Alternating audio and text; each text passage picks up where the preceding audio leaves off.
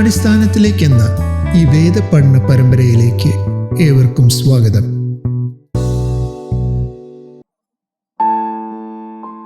ദാവീദിന്റെ ജീവിതത്തെ പറ്റിയുള്ള പഠനം ഒരു അനുഗ്രഹമായി തീർന്നു എന്ന് വിശ്വസിക്കുന്നു.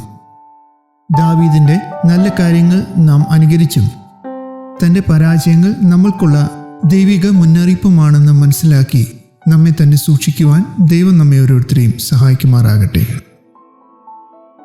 ദൈവിക സൃഷ്ടിയിൽ ഏറ്റവും മനോഹരവും വിലപിടിപ്പുമുള്ള സൃഷ്ടിയാണ് വജ്രങ്ങൾ. യഥാർത്ഥമായ ഒരു വജ്രത്തെ കണ്ടാൽ ഏത് കണ്ണും ഒരു നിമിഷം അതിനെ നോക്കി നിന്നു പോകും. ദൈവിക സൃഷ്ടിയുടെ മനോഹരത്വം അതിൽ നമുക്ക് ദർശിക്കുവാൻ സാധിക്കും. ഏറ്റവും മനോഹരമായി രൂപപ്പെടുത്തിയിരിക്കുന്ന വജ്രം സാധാരണ ഒരു ഗ്ലാസ് പോലെ അല്ലെങ്കിൽ ട്രാൻസ്പെറൻറ്റ് ഗ്ലാസ് പോലെ ആണെങ്കിൽ പോലും വെളിച്ചം അതിന്മേൽ പതിക്കുമ്പോൾ അത് മനോഹര നിറങ്ങളാൽ നിറയും. വജ്രങ്ങൾ യഥാർത്ഥത്തിൽ ട്രാൻസ്പെറൻറ്റ് കാർബൺ അഥവാ സുതാര്യമായ കരികളാണ്.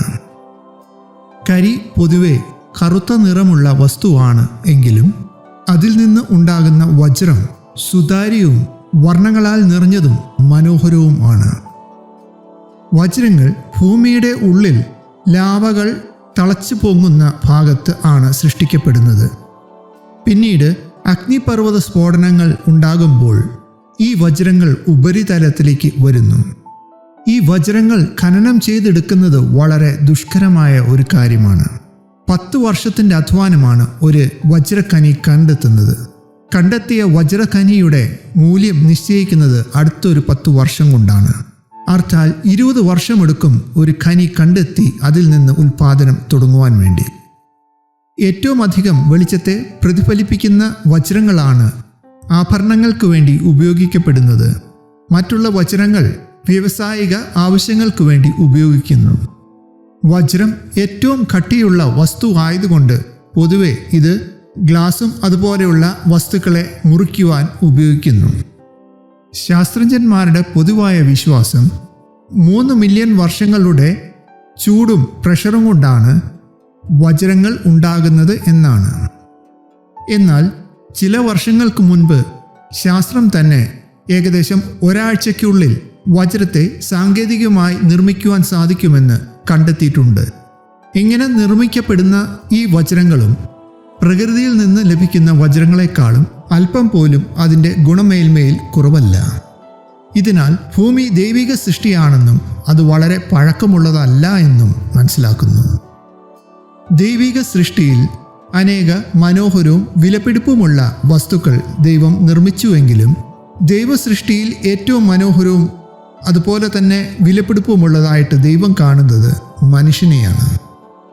ഇതിനാൽ തന്നെ ദൈവം മനുഷ്യനെ സ്വന്തം രൂപത്തിലും സാദൃശ്യത്തിലും സൃഷ്ടിച്ചു. ദൈവത്തോട് മത്സരിച്ച് ദൈവത്തിൽ നിന്ന് അകന്നുപോയ മനുഷ്യനെ അല്പം പോലും വിട്ടുകളയുവാൻ മനസ്സില്ലാതെ ഏറ്റവും അധികം വില കൊടുത്താണ് തന്നെ വീണ്ടെടുത്തത്. സൃഷ്ടാവായ ദൈവം ലോകത്തിൽ മനുഷ്യനായി കടന്നു വന്ന് അവസാനത്തുള്ളി രക്തവും തൻ്റെ ജീവനും നൽകിത്തന്നാണ് മനുഷ്യനെ വീണ്ടെടുത്തത്. ഇതിനേക്കാളും വിലമതിക്കുന്നതൊന്നും തന്നെ ഈ ലോകത്തിൽ ഇന്ന് നമ്മൾ കണ്ടിട്ടില്ല, ഇനിയും കാണാനും പോകുന്നില്ല. ഇതാണ് ദൈവം മനുഷ്യന് കൊടുത്തിരിക്കുന്ന വില. ഇങ്ങനെ പാപത്തിൻ്റെ അന്ധകാരത്തിൽ കിടന്ന് പാപത്താൽ ഇരുണ്ടുപോയവനും നരകത്തീയിൽ പതിക്കുവാൻ വിധിക്കപ്പെട്ടവനുമായ മനുഷ്യനെ തനിക്ക് വേണ്ടി വെളിച്ചങ്ങളാക്കുവാനായി ദൈവത്തിൻ്റെ പരിശുദ്ധാത്മാവ് യേശുവിനെ കർത്താവ് നേറ്റു പറയുവാൻ ഓരോ വ്യക്തികളോടും ഇന്നും വാദിച്ചുകൊണ്ടിരിക്കുന്നു. ഈ കാരണത്താൽ പാപത്താൽ ഇരുണ്ടുപോയി കൽക്കരികൾ പോലെ ഇരുന്ന നമ്മുടെ ജീവിതത്തെ ദൈവത്തിൻ്റെ കയ്യിൽ വജ്രങ്ങളെപ്പോലെയാക്കി തൻ്റെ മഹത്വത്തെ ലോകത്തിൽ പ്രദർശിപ്പിക്കുവാൻ വേണ്ടി നമ്മെ ഓരോരുത്തരെയും തിരഞ്ഞെടുത്തിരിക്കുന്നു.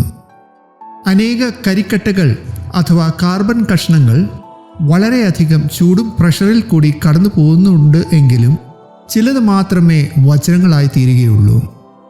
ഇതുപോലെ തന്നെയാണ് ദൈവിക രക്ഷണ്യ പ്രവൃത്തി. അത് ലോകത്തിന് മുഴുവനായിട്ടാണ് നൽകിയിരിക്കുന്നത്. ദൈവം ലോകത്തെ സ്നേഹിച്ചതുകൊണ്ട് തൻ്റെ ഏകജാതനായ പുത്രനെ ലോകത്തിന് നൽകി. യേശുക്രിസ്തു തൻ്റെ രക്തം സർവ്വമാനവജാതിക്കും വേണ്ടി ഒഴുക്കി. തൻ്റെ മരണം അടക്ക പുനരുത്ഥാനത്തിനാൽ സർവ്വമാനവജാതിക്കും വേണ്ടി രക്ഷ ഒരുക്കി. എന്നാൽ ചിലർ മാത്രമേ ഈ രക്ഷിതാവിനെ സ്നേഹിക്കുകയും സ്വന്തമാക്കുകയും ചെയ്യുന്നുള്ളൂ, അഥവാ രക്ഷിക്കപ്പെടുന്നുള്ളൂ. 1 കൊരിന്ത്യർ 12:3 പറയുന്നത്, പരിശുദ്ധാത്മാവിൽ അല്ലാതെ ആർക്കും തന്നെ യേശുവിനെ കർത്താവെന്ന് പറയുവാൻ സാധിക്കുകയില്ല എന്നാണ്. അഥവാ എല്ലാവരോടും പരിശുദ്ധാത്മാവ് വാദിച്ചുകൊണ്ടിരിക്കുന്നു എങ്കിലും വളരെ ചുരുക്കം ചിലർ മാത്രമാണ് ദൈവത്തിൻ്റെ പരിശുദ്ധാത്മാവിനോട് വേണ്ട രീതിയിൽ പ്രതികരിക്കുന്നുള്ളൂ.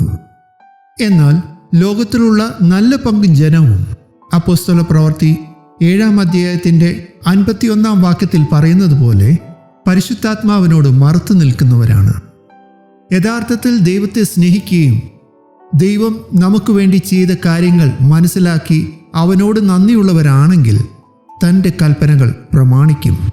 യോഹന്നാൻ്റെ സുവിശേഷം 14-ാം അധ്യായത്തിൻ്റെ 15 മുതൽ 17 വരെയുള്ള വാക്യങ്ങളും 21-ാം വാക്യവും ഇത് നമ്മെ ഓർമ്മിപ്പിക്കുന്നു.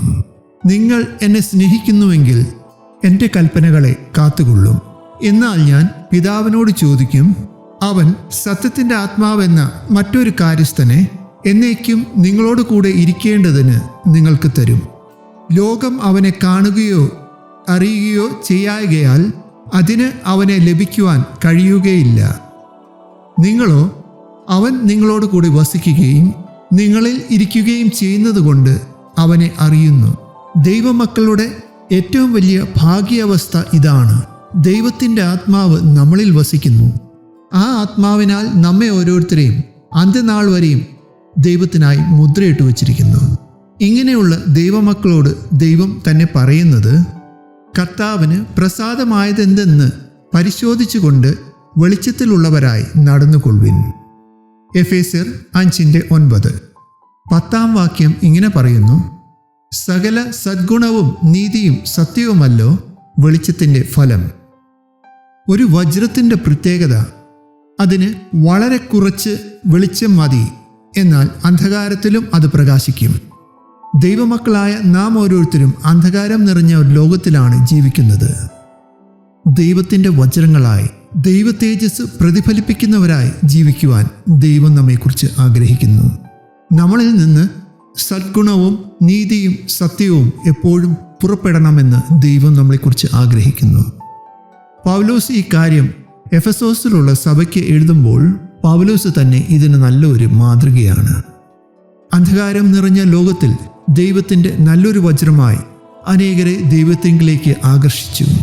ഇന്നും തൻ്റെ ജീവചരിത്രം അനേകരെ ദൈവത്തിങ്കിലേക്ക് ആകർഷിച്ചു കൊണ്ടിരിക്കുന്നു. പൗലോസ് മാത്രമല്ല, ബൈബിൾ അനേക വ്യക്തികളെ കർത്താവിനായി നല്ല വജ്രങ്ങളായി ശോഭിച്ചവരെ ചൂണ്ടിക്കാണിക്കുന്നുണ്ട്. ഈ കാര്യങ്ങൾ ദൈവം തൻ്റെ വചനത്തിൽ രേഖപ്പെടുത്തി തന്നിരിക്കുന്നത് നമുക്ക് ഒരു നല്ല മാതൃകയാകുവാൻ വേണ്ടിയാണ്. അവരെക്കാളും മെച്ചമായി അന്ധകാരം നിറഞ്ഞ ലോകത്തിൽ ദൈവത്തിൻ്റെ നല്ല വചനങ്ങളായി അനേകരെ ദൈവത്തിങ്കിലേക്ക് ആകർഷിക്കുവാൻ ദൈവം നമ്മെ ഓരോരുത്തരെയും സഹായിക്കുമാറാകട്ടെ. പഴയ നിയമത്തിൽ ഇസഹാക്ക് എന്ന വ്യക്തിയും ഇതുപോലത്തെ ഒരു ജീവിതം നയിച്ച വ്യക്തിയായിരുന്നു. തൻ്റെ ജനനത്തിങ്കിലും ശൈശവകാലത്തും അനേക പ്രതിസന്ധികൾ ഹാഗാരിൽ നിന്നും ഇസ്മായിലിൽ നിന്നും താൻ അനുഭവിച്ചു. തൻ്റെ യൗവനകാലത്ത് താനും തൻ്റെ പിതാവുമായി യാഗം കഴിക്കുവാൻ പുറപ്പെട്ടപ്പോൾ വഴിമധ്യേ താൻ ആവർത്തിച്ച് തൻ്റെ പിതാവിനോട് ചോദിച്ചു, യാഗമൃഗം എന്തിയെ എന്ന്. എന്നാൽ നിശ്ചയിച്ച യാഗസ്ഥലത്ത് എത്തിയപ്പോൾ മാത്രമാണ് ഞെട്ടലോടെ താൻ അറിയുന്നത് യാഗമൃഗം താനാണെന്ന്. എന്നാൽ തൻ്റെ അനുസരണം ദൈവിക ഇടപെടലിന് കാരണമായി തീർന്നു. നാളുകൾ കഴിഞ്ഞു താൻ വിവാഹിതനായി മരുഭൂമിയിൽ അനേക കൃഷികൾ ചെയ്യുവാൻ തുടങ്ങി. ഊഷരഭൂമിയെ നീരുറവുകളാക്കി മാറ്റി. എന്നാൽ നാട്ടുകാർ വന്ന് തൻ്റെ നീരുറവുകൾ അവരുടേതാണ് എന്ന് പറഞ്ഞ് തന്നോട് വാദിക്കുന്നു. മറുത്തൊന്നും പറയാതെ താൻ സ്ഥലം മാറിപ്പോകുന്നു. ഇത് ആവർത്തിച്ച് സംഭവിക്കുന്നു. ഇങ്ങനെ ആ ഊഷരഭൂമികൾ താൻ നീരുറവകളായി മാറ്റുന്നു. അടുത്ത തിങ്കൾ മുതൽ ശനി വരെയുള്ള ദിവസങ്ങളിൽ ഇസഹാക്കിൻ്റെ ജീവിതം ചുരുക്കമായി നമുക്ക് പഠിക്കാം. ഈ പഠനം നയിക്കുന്നത് സുവിശേഷകൻ PP അഗസ്റ്റിൻ പൊങ്ങ. ഈ പഠന മുഖാന്തരം ദൈവം നമ്മെ ഓരോരുത്തരെയും സഹായിക്കുമാറാകട്ടെ.